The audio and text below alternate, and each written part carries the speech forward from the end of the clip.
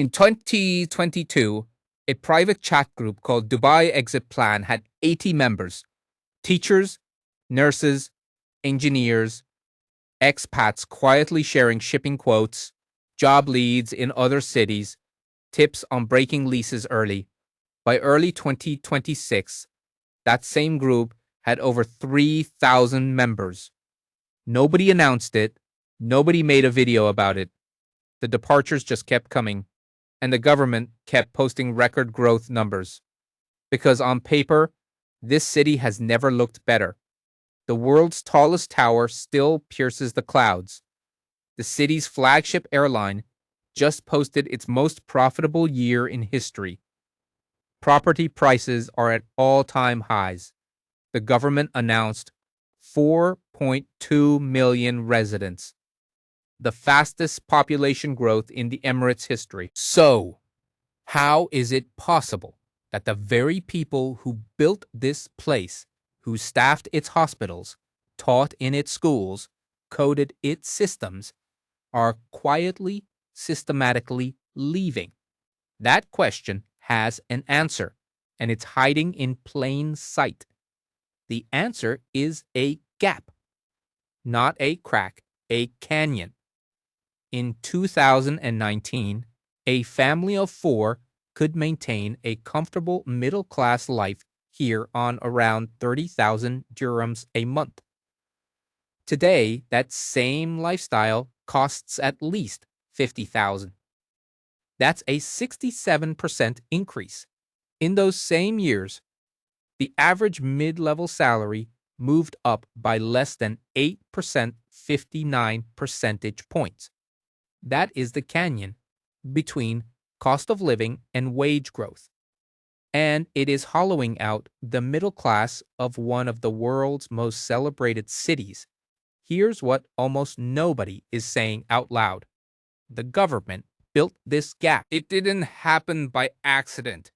To understand how, you have to understand what this city actually sold the world for 30 years. It wasn't just luxury. It was a specific promise.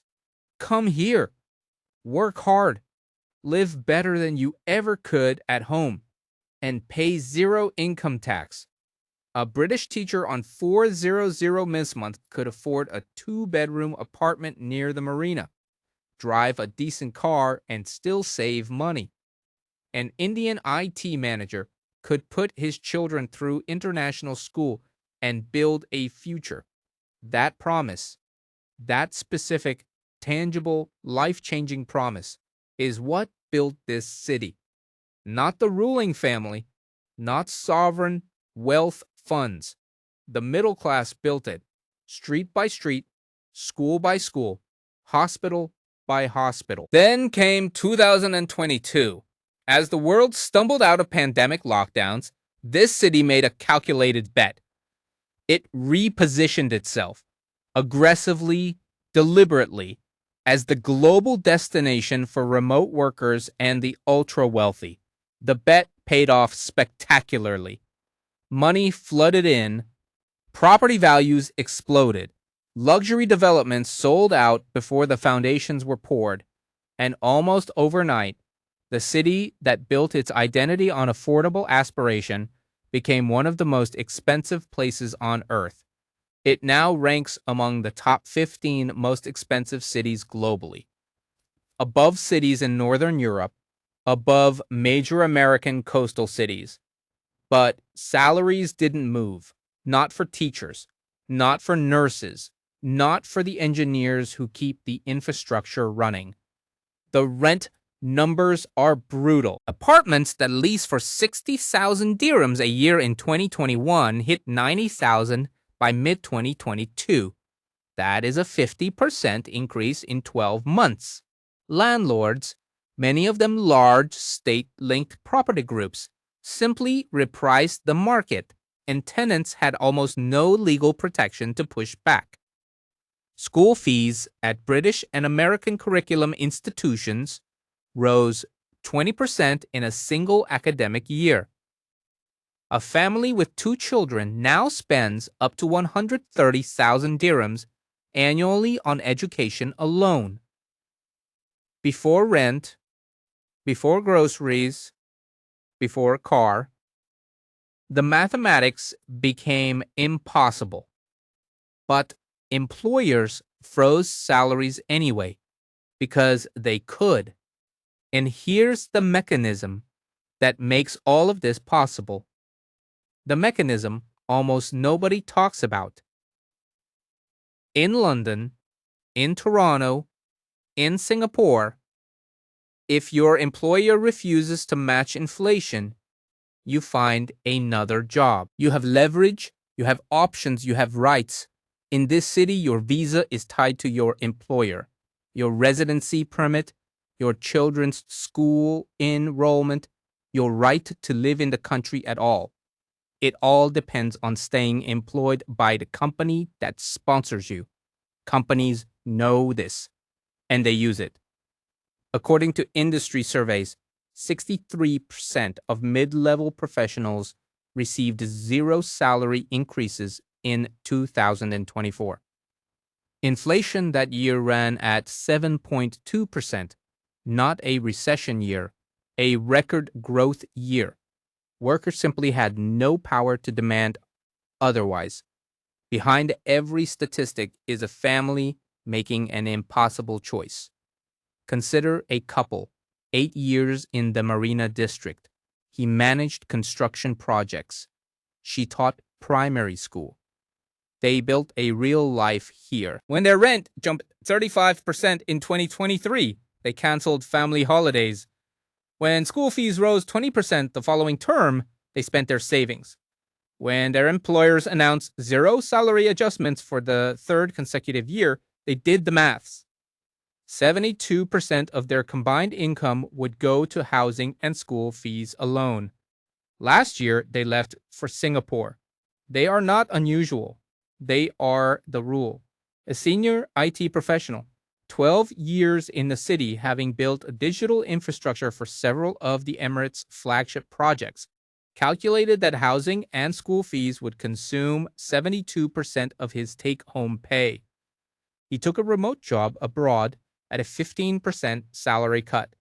He had more money left at the end of every single month. A critical care nurse, 12 years of service, including through the worst of the pandemic, found herself sharing a single bedroom with 2 colleagues after being priced out of her studio apartment. She saved lives in this city for over a decade. The city's housing market couldn't find room for her. This is not a collection of individual hard luck stories. This is a structural exit. International schools across the city report annual teacher turnover exceeding 40%. Hospitals lost 28% of nursing staff in a single quarter last year. Housing costs cited as the primary reason every single time.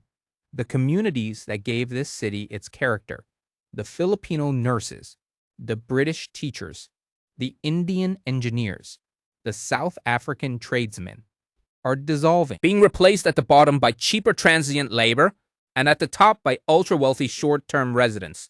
The middle is gone, and a city without a middle class is not a city. It's a transaction. The government is not unaware of this.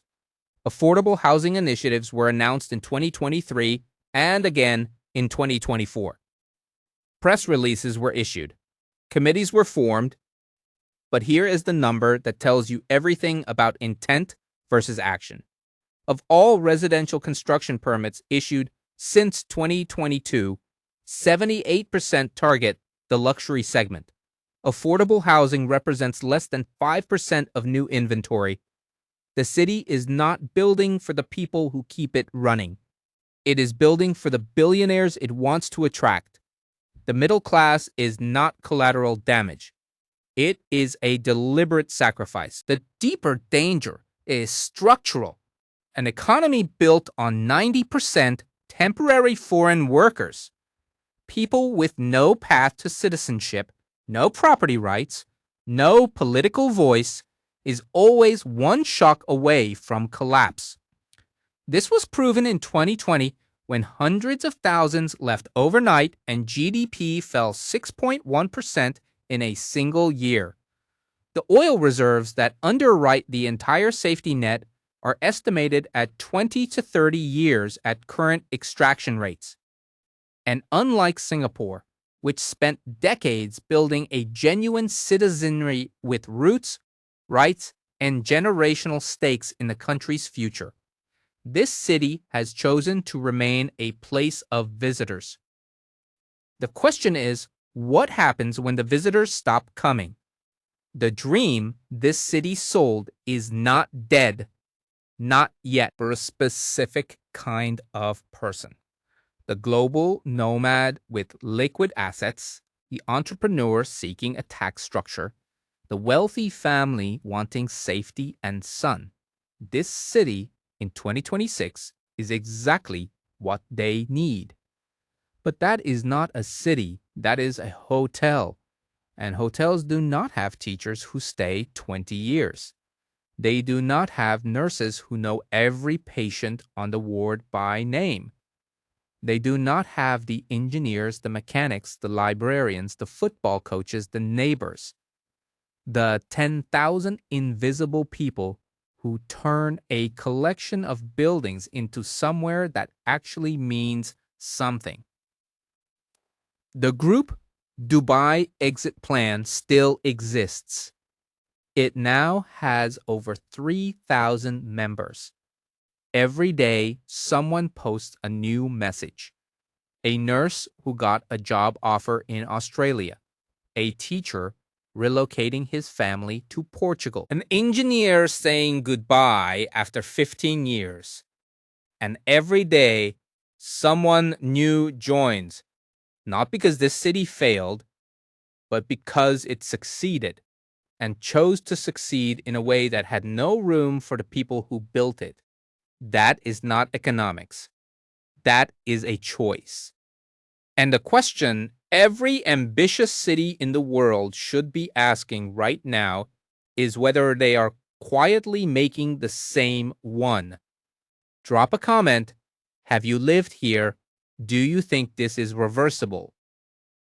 And subscribe to World Fracture, because this story is not unique to one city, not even close.